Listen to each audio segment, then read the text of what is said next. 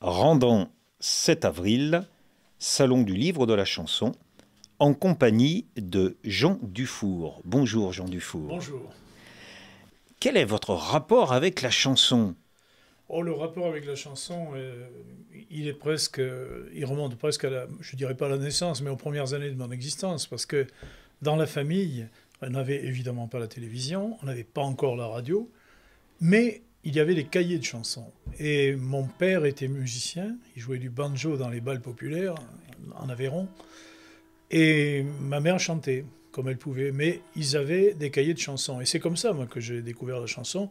Et ma sœur, ensuite, a repris le flambeau, ma sœur qui a fini mon éducation, me poussait vers la chanson, au point qu'elle a voulu me faire participer à des concours de chant à l'époque. Et moi, j'avais un trac fou, j'ai toujours refusé. Elle a raté sa carrière d'impresario, quoi. Et vous aviez un joli, comme on disait, un joli filet de voix. C'est ce qu'on m'a dit, oui. Oui, c'est ce qu'on m'a dit.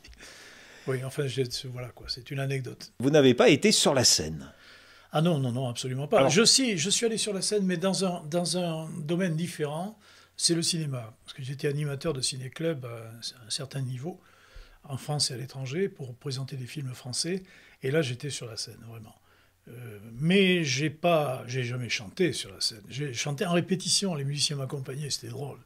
Mais j'ai jamais été tenté de faire du chant, quoi. Tout au plus de présenter des films et de diriger des débats après la projection. en France et à l'étranger. En France et à l'étranger, en Pologne en particulier, en France, en Pologne, oui.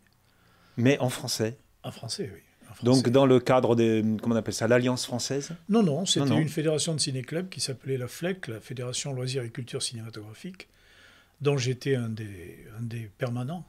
Et je tournais en France, bien sûr, mais ils m'ont envoyé, en particulier en Pologne, il y a eu toute une session sur le cinéma français, et j'avais présenté Zazie dans le métro, entre autres, enfin, et quelques autres films français.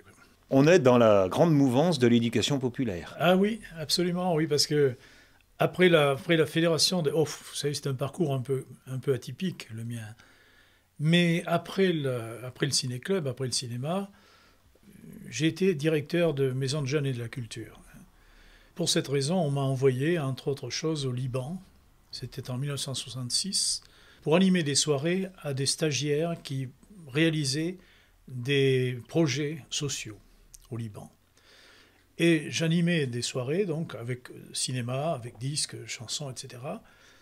Et ça a plu aux gens du gouvernement libanais qui m'ont dit « On aimerait vous confier la réalisation d'un film, d'un court-métrage. » Oh, je suis tombé de haut parce que c'était un rêve, quoi. Je rêvais de ça. Et ils m'ont donné tous les moyens de réaliser un court-métrage sur le développement social du Liban, alors hélicoptère, dromadaire, figurant et tout le truc.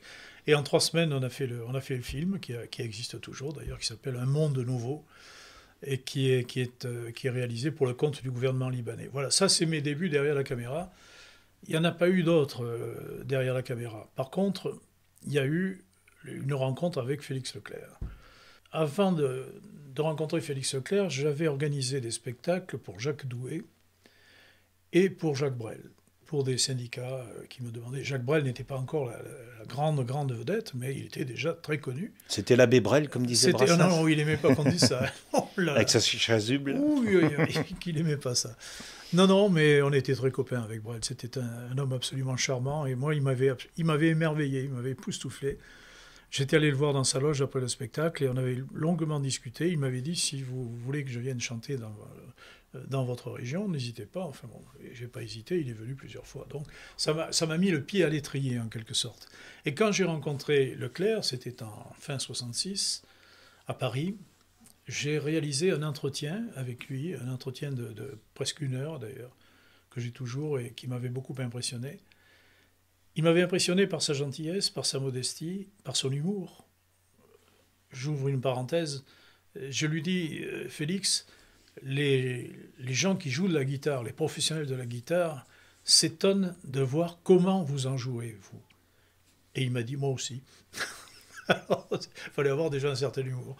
Donc, Leclerc m'a dit, qu'est-ce que vous faites dans la vie? Je lui ai expliqué.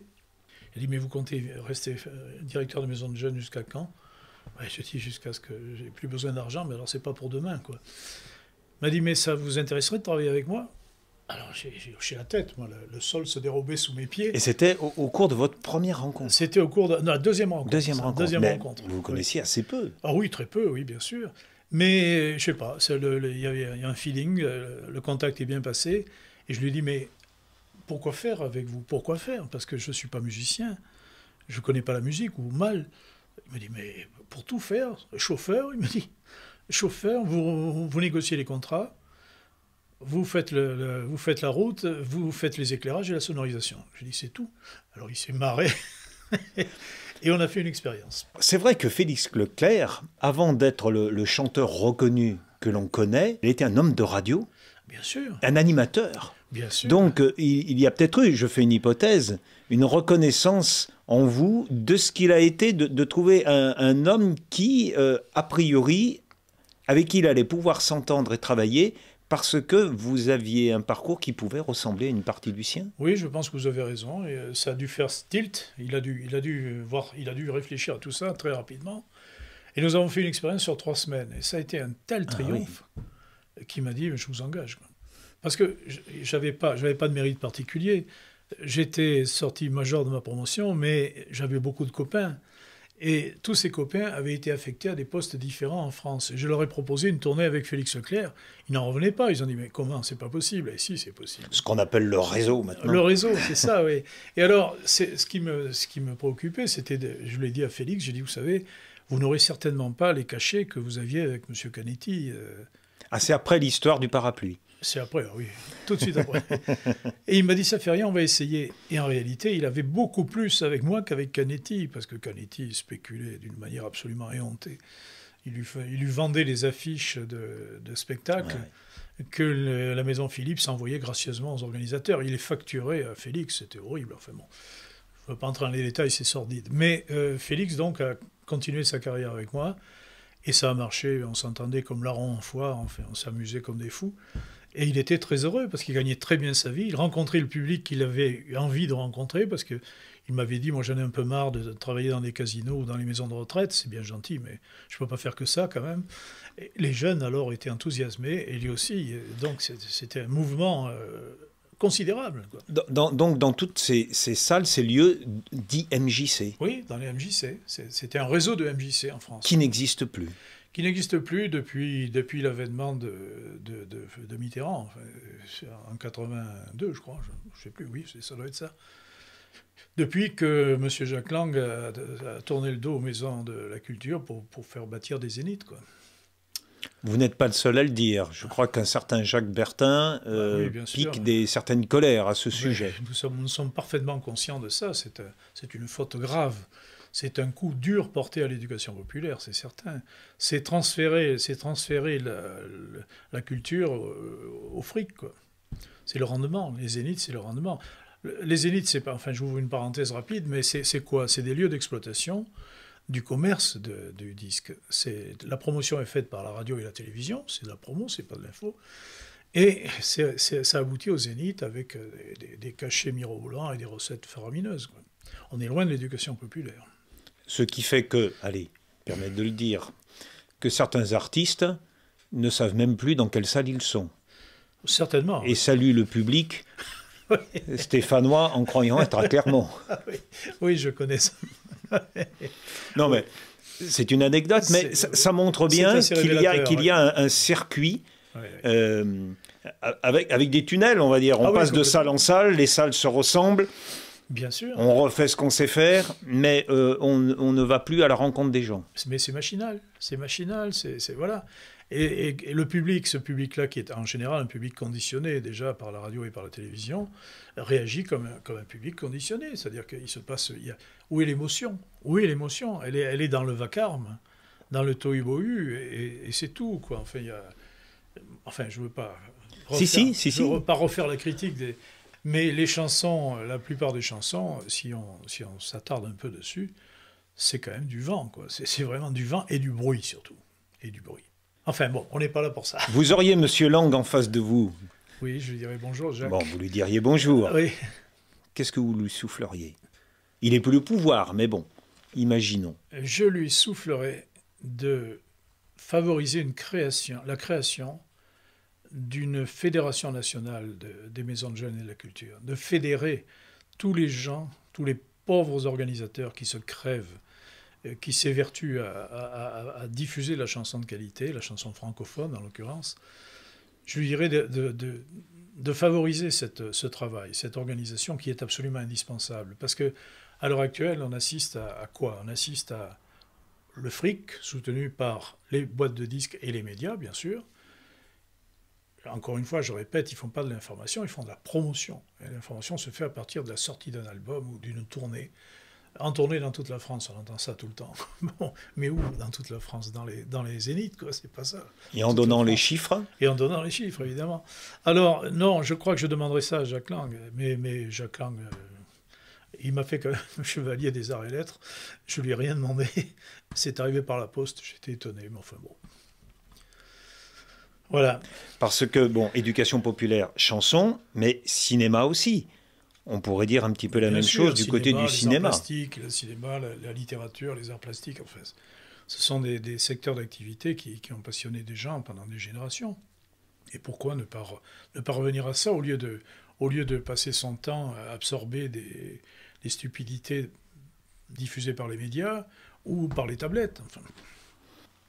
Je ne vais pas choisir Jacques Lang comme cible, mais il est resté dans le souvenir collectif comme un des meilleurs ministres de la culture. Oui, tant mieux pour lui. Tant mieux pour lui, le souvenir quelquefois est rose. Qu'est-ce qu'il a fait, à part la fête de la musique peut-être? Oui, bien sûr.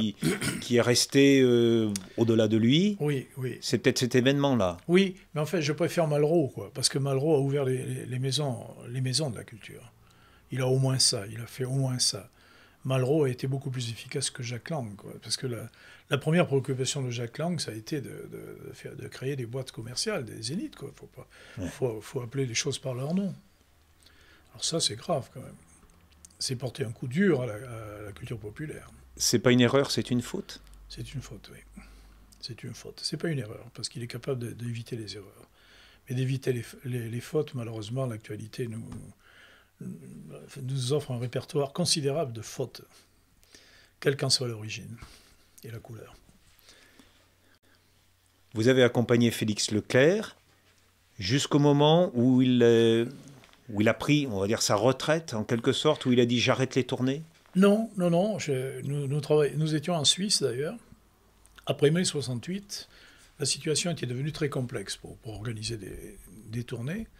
Donc, on avait décidé de partir en Suisse, d'aller vivre en Suisse. Moi, j'y suis allé avec mon épouse et mon fils, et lui avec son épouse et ses enfants.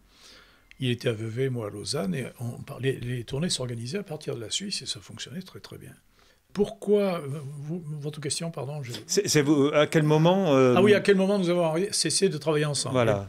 Eh bien, au moment où le Québec a réclamé son indépendance. Leclerc savait plus très bien ce qu'il fallait faire. Et sa femme lui a dit, tu as des enfants, ces enfants vont grandir et il faudra leur rendre des comptes quand ils seront plus grands. Qu'est-ce que tu auras fait pour favoriser l'indépendance de la province? Et là, ça l'a secoué, il a réfléchi et il est rentré au Québec, uniquement pour cette raison. Et il m'a proposé d'aller vivre au Québec, de continuer à travailler avec lui au Québec. Moi, j'aime bien le Québec, mais je préfère la France quand même, quoi. On a ses racines, on a ses habitudes.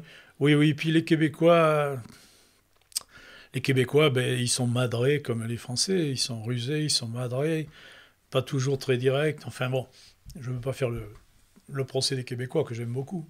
Mais je préférais rester en France. Ce que vous décrivez, c'est ni le Québécois ni le Français, c'est l'être humain. C'est l'être humain, oui, c'est vrai. Vous avez raison, c'est vrai. Oui, voilà, donc je suis resté en France et c'est De Vos qui a pris la succession. C'est-à-dire que De Vos m'a dit...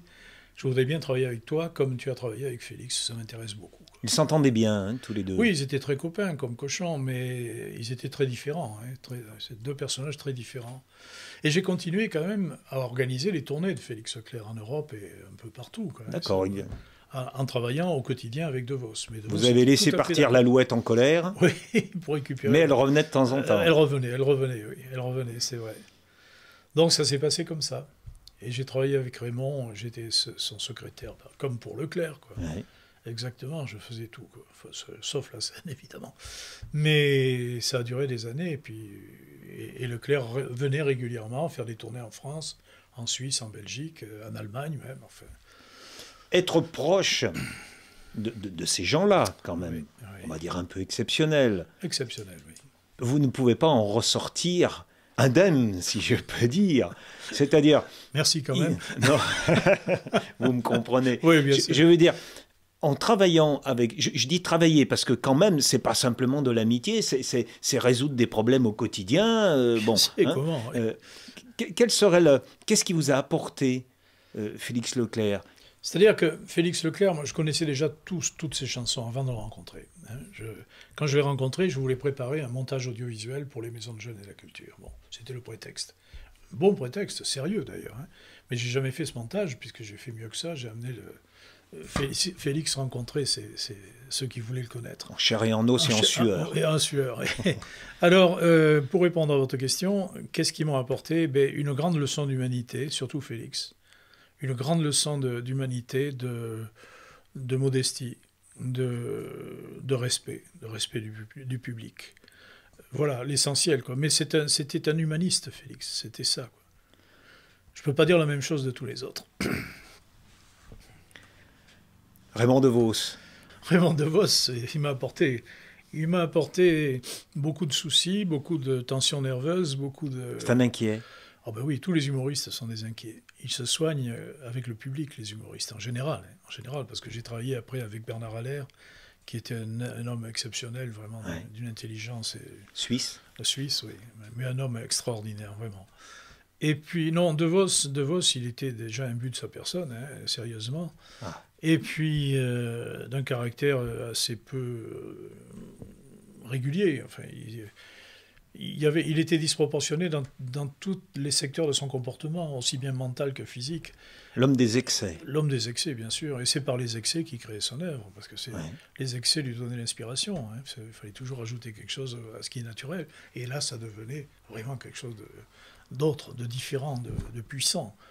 Il m'a apporté, évidemment, le souci du travail extrêmement bien fait. C'était un perfectionniste incroyable. Et puis, il m'a apporté quand même une certaine amitié, c'est vrai. Ce sont des gens quand même assez fidèles lorsqu'ils vous accordent la confiance. Ah oui, oui. Il n'est pas bon, marquez tout le monde aussi, de trahir, mais elle est entière. Quand elle est accordée, elle est entière. Ah oui, elle est entière, mais elle exige en retour des compétences et une disponibilité à toute épreuve. Vous arriviez à vous disputer avec ces gens-là? Il y a eu des moments de colère ou des claquements de porte? Oui. Il y a eu avec DeVos, il y a eu un sévère claquement de porte. Sévère, oui. Sur des problèmes de rétrocession de droits ou d'honoraires, tout simplement, quoi, parce que... Et qui fait le premier pas derrière? Parce qu'il faut bien refaire un premier pas. Mais là, ça a été DeVos. C'est DeVos. C'est DeVos qui est revenu. Donc c'est bien. Oui, c'est lui qui est revenu. Il a réfléchi, il a considéré qu'il avait fait une erreur, il est revenu. Oui. Mais c'était assez minable, quoi. C'était assez sordide, c'était sur des problèmes d'argent, quoi. Sur un cachet que j'avais négocié avec la Gaumont pour un film qu'il avait fait. Et c'était évidemment un cachet très important, quoi. Et quand je lui ai parlé d'honoraires, il s'est mis en colère, il a dit « Mais non, enfin, c'est disproportionné ». J'ai dit « Pourquoi ça l'est pour moi et pas pour toi, enfin ?» Et là, ça a serré, quoi. On a claqué la porte. Et puis, 3 ou 4 ans après, il est revenu me demander si je pouvais organiser quelque chose pour lui, une tournée, enfin tout ça, puis très amicalement. Puis voilà, quoi. Ça a été jusqu'au bout, comme ça. J'ai été le seul à écrire sa biographie. Il a refusé tous les journalistes et il m'a donné l'autorisation de l'écrire. Voilà. Bernard Allaire. Bernard Allaire, il m'a enthousiasmé par son talent déjà, sa gentillesse, sa simplicité, ce respect du public est une chose à laquelle je tiens beaucoup, vraiment. On l'a vite oublié. Mais oui, mais c'est à qui la faute? En fait, c'est les médias, quoi. On en revient toujours. C'est un grand humoriste, Bernard Allaire. Oui. Un grand humoriste, mais c'est plus qu'un humoriste, c'est un comédien magnifique. Et c'est vrai que les médias n'en parlent jamais. Il est jamais cité. Il s'est évaporé. Oui, le pauvre diable. Oui. Mais c'est dommage, parce qu'il y a beaucoup à découvrir chez Bernard Allaire. Vous avez accompagné aussi quelqu'un de plus jeune, Yves Dutheil, Ah oui. qui est toujours là. Oui, oui, Yves, oui, mais c'est un ami. Yves. Et on est devenus très amis, c'est sûr. Ben, Yves, je l'ai découvert au Théâtre de la Ville quand il a fait sa première grande apparition à Paris. Et j'avais tellement de travail que ma collaboratrice directe me dit Jean, ne va pas là-bas parce que tu vas être tenté d'ajouter un nom. On n'en peut plus, c'est pas possible. J'y suis allé quand même parce que c'est Claude Dejac, un directeur artistique de chez Philips à l'époque, qui m'avait conseillé d'y aller. J'ai été émerveillé. Il est venu me voir au bureau avec son épouse et Noël. le contact s'est établi tout de suite, quoi. Et on est devenus très amis. Et j'ai travaillé pendant des années avec lui parce que jusqu'au jour où j'étais fatigué, j'avais acheté une maison en province où ma femme vivait avec mon fils et je faisais une semaine à Paris, une semaine chez moi, et c'est pas possible, quoi. C'était pas possible. Il fallait que je calcule, j'avais une vigne, je faisais mon vin, il fallait que je calcule les rentrées à Paris en fonction des vendanges, c'était de la folie, quoi. Alors il a fallu choisir, et j'ai arrêté l'agence, et Dutheil m'a supplié de continuer. Il m'a dit, il faut continuer, tu fais une erreur terrible, il faut que tu continues. Je ne l'ai pas écouté, et je le regrette. Je l'ai souvent au téléphone en ce moment et on se parle et on rit beaucoup, on s'amuse beaucoup.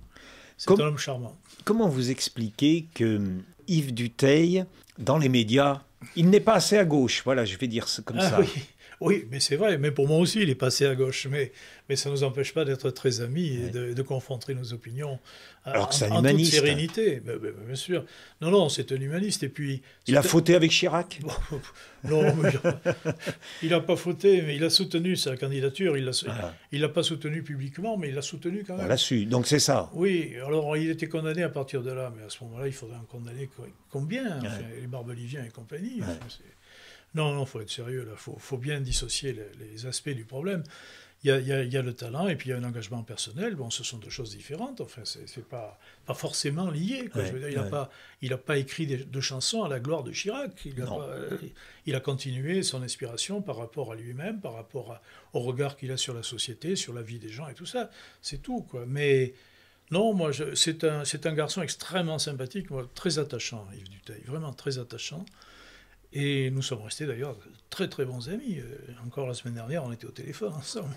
Là, il a sorti un dernier album. Là, un très bel album. Il a créé un blog où il essaye d'expliquer ce qu'il fait, son point de vue, avec beaucoup plus de sérénité aussi, parce que l'âge est là.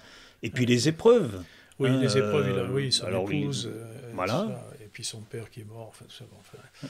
Non, mais c'est certain. Mais vous savez comment, pour l'anecdote, comment il a réellement démarré.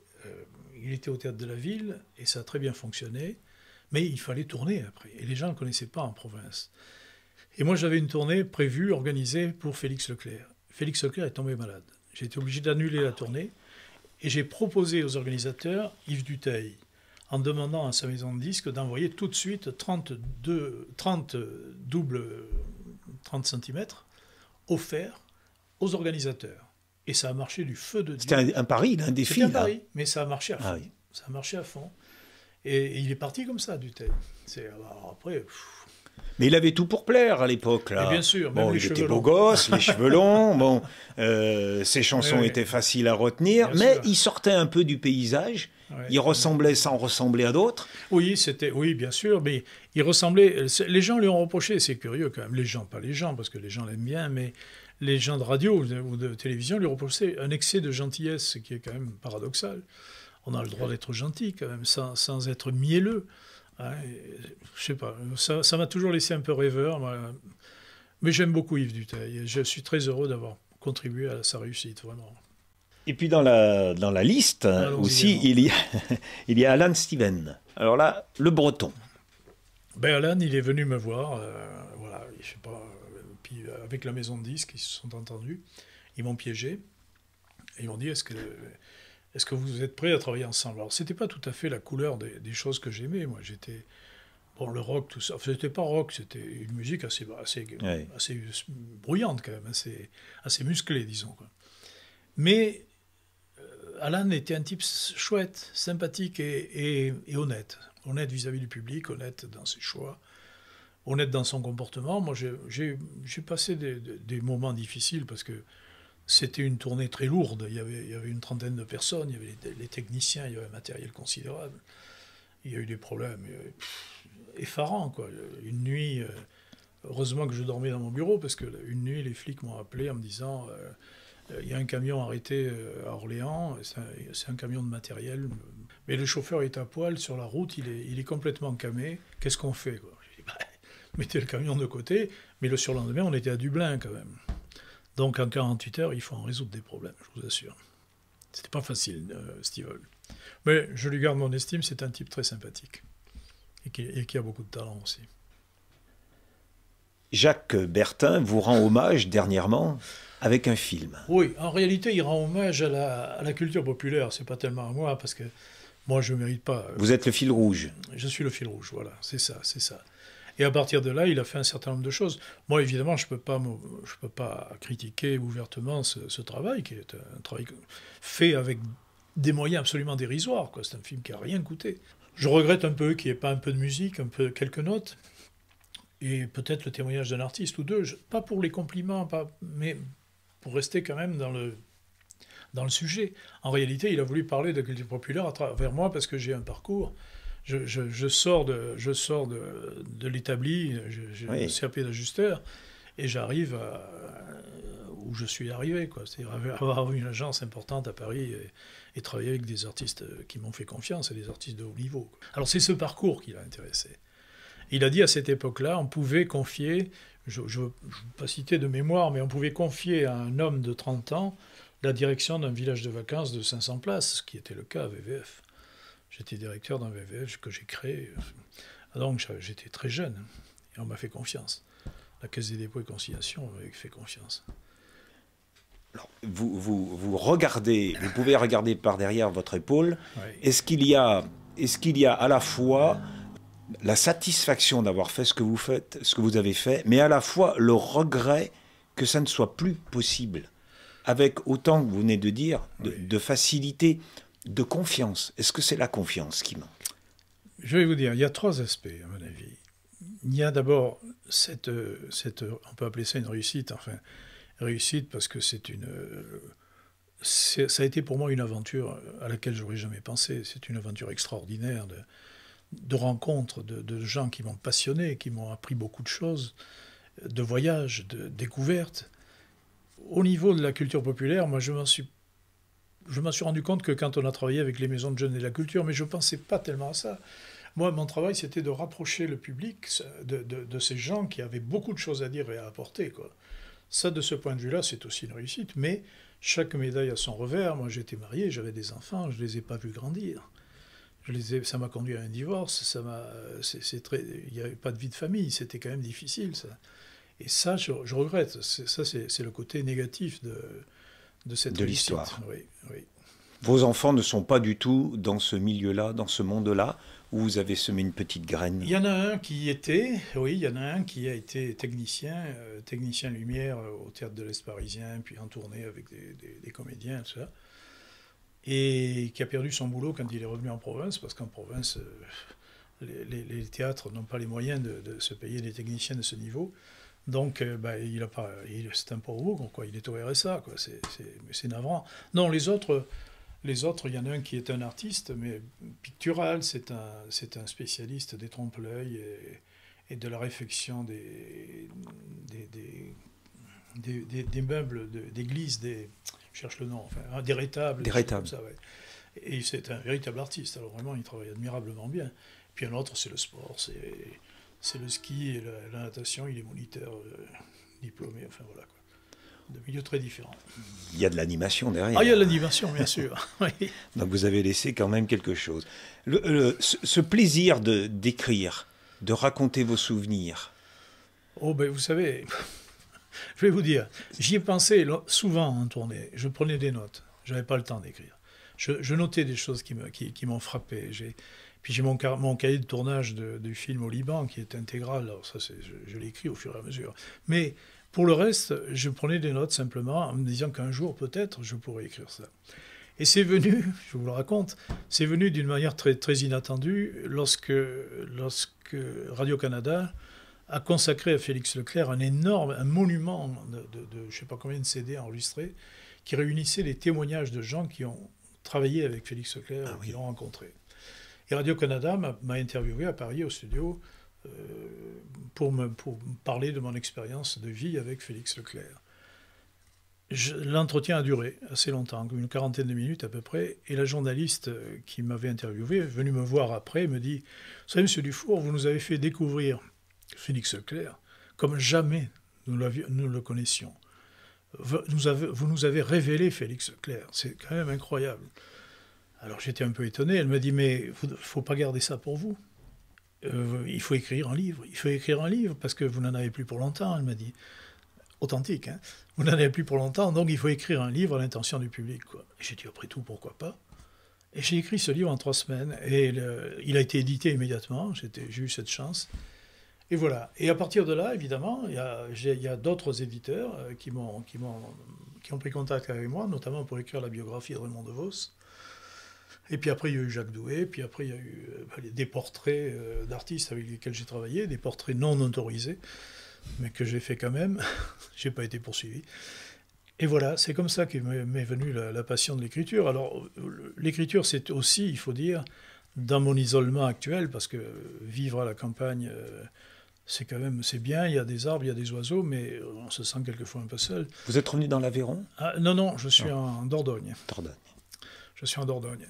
Mais l'écriture est un lien qui demeure entre ma passion passée maintenant, bien sûr, et le plaisir que je peux avoir actuellement à évoquer tout ça. Voilà. J'ai 80 ans. Le bel âge. Vous avez à l'origine une formation d'ajusteur. Oui. Qu'est-ce qui reste de ce premier métier-là? Vous savez, l'ajustage, les queues d'aronde et tout ça, je m'en fous, quoi. Non, d'accord. J'ai fait ça contre mon gré. Mon père était cheminot et il me disait il faut penser à l'avenir. L'avenir, c'est les voyages gratuits, c'est la retraite, c'est très important. Et moi, j'étais jeune, j'avais 18 ans, je m'en foutais de la retraite et des voyages comme de l'an 40. J'étais coureur cycliste, j'étais à un certain niveau, et j'ai failli opter pour le sport professionnel, mais vraiment, c'est passé à un cheveu. Et mon père m'a dit, mais le vélo, c'est pas l'avenir, ça dure pas éternellement, donc il vaut mieux que tu passes le concours d'entrée à la SNCF, ce que j'ai fait, et malheureusement, j'ai été admis. J'ai quitté quelques années après. Dans l'intervalle, je me suis marié, j'ai été rappelé en Algérie, et au retour, j'ai quitté la SNCF parce que j'en pouvais plus, quoi. C'était contre mon gré. Non, j'ai aucune passion pour l'ajustage. Merci mais je vous en pour prie. ces confidences. On n'a pas fait autant que Radio-Canada, mais pas loin. Bon.